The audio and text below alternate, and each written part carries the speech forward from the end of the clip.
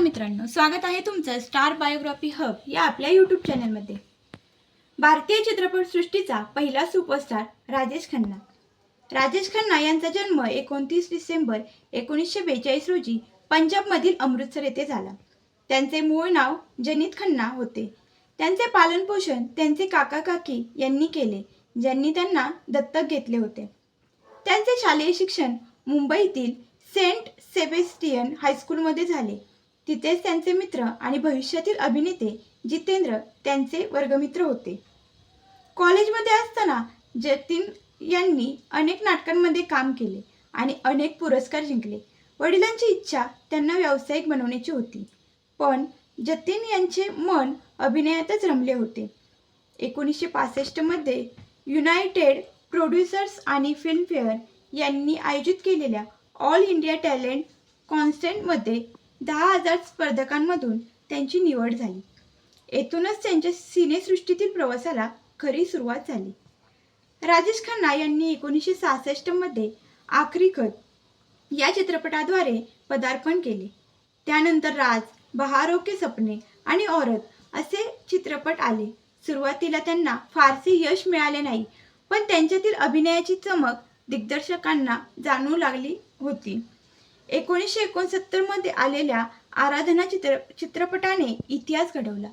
या चित्रपटानंतर भारताला आपला पहिला सुपरस्टार मिळाला।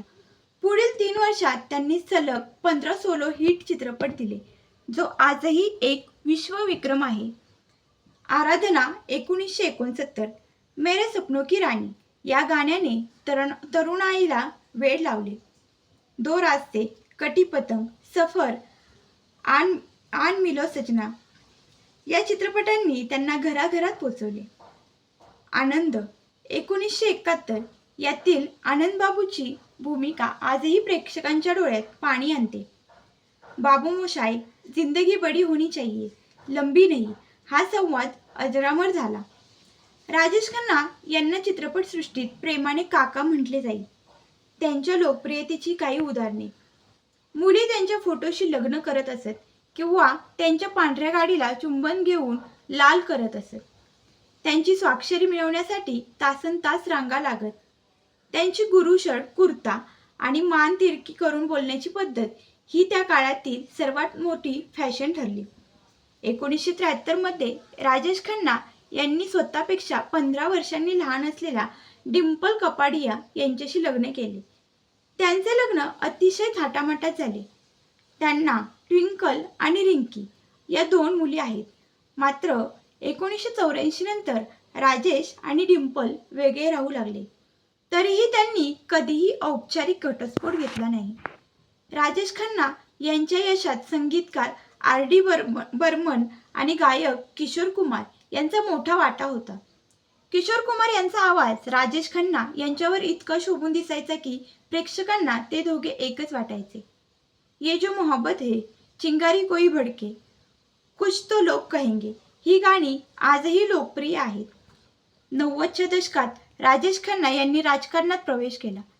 1992 ते 1996 या काळात ते नवी दिल्ली मतदारसंघातून काँग्रेसचे खासदार म्हणून निवडून आले। त्यांनी सक्रिय राजकारणात राहून जनसेवा करण्याचा प्रयत्न केला। 2000 नंतर त्यांनी काही टीव्ही मालिका आणि वफासारख्या चित्रपटात काम केले। 18 जुलै 2012 रोजी मुंबईतील त्यांच्या आशीर्वाद बंगल्यावर त्यांनी जगाचा निरोप घेतला। त्यांच्या अंत्ययात्रेला लाखो चाहत्यांची गर्दी उसळली होती, जी बॉलिवूडमधील सर्वात मोठ्या अंत्ययात्रेपैकी एक मानली जाते। राजेश खन्ना हे केवळ अभिनेते नव्हते, तर ते एक युग होते। आनंद में मेला म्हणणारा हा कलाकार आजही आपल्या चित्रपटातून आणि गाण्यातून जिवंत आहे। मराठी मनावरही त्यांच्या रोमॅन्टिक भूमिकांची मोठी छाप आजही पाहायला मिळते। जर व्हिडिओ आवडला असेल तर व्हिडिओला लाईक करा, चॅनलला सबस्क्राईब करायला विसरू नका।